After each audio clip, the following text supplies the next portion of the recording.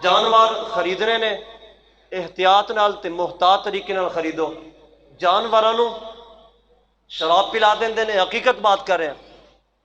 जानवरों नूं मस्त करते ने, मेडिसन एंटीबायोटिक दे देंदे ने ताकि जानवर तुहाडे सामने महसूस होवे कि बड़ा तकड़ा है, बड़ा चुस्त है, बड़ा एक्टिव है, ठीक जानवर है। तुसी खरीद के घर आ जाते हो, एक रात लंघदी है, सुबह वो जानवर बैठा सी ते फिर बैठा रहेगा, जे खलोता सी ते खलोता रहेगा। उन्हें खाना कुछ नहीं, वो बीमार होंदे ने।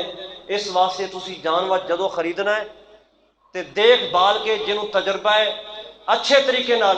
अगर तुहानूं तजर्बा नहीं, तुहाडे नाल जांदा भी कोई नहीं, फिर आप ही टुर जाओ तो उन्होंने कहो भी शनाख्ती कार्ड की कापी दे, फिर जानवर खरीदांगा तेरे को। शनाख्ती कार्ड की कापी लाओ दे करो, उनका एड्रैस लो, उनका फोन नंबर लो, फिर उन्होंने कहो अगर जानवर में कोई फॉल्ट निकलिया, माजूर होया, दवाइयां दे के तू इनू जनाब इस काबिल किया कि वेखण नूं अच्छा लगे, तो फिर जदों 2 दिन बाद इन पता लग जाना है, तो तीसरे दिन तेनू पता लग जाएगा मैं तेरे बूहे से पुलिस लैके आ गया। इस तरह का उन्होंने करके उन्होंने भी पता लग जाए कि मैं जानवर वेच रहा तो मैं ठीक वेच रहा। अगर 2 नंबरी करता होगा तो कहेगा औखा कि जा मैं नहीं वेचना, जा मैं नहीं वेचना, तो तेनों समझ जाना चाहिए ये जानवर में कोई फॉल्ट है।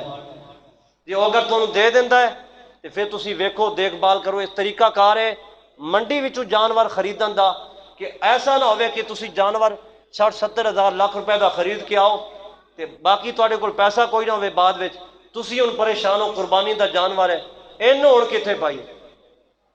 इस वास्ते जानवर खरीदन तो पहले सही उन्होंने की करना है।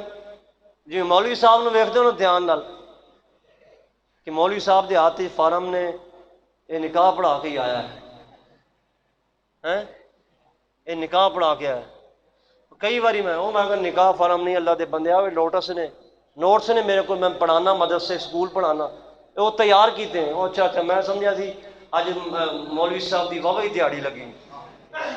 जिवें मौलवी साहब नूं गौर नाल वेखदे हो ना, इंज ही एहतियात नाल गौर नाल जानवर वेख के लैणे जी।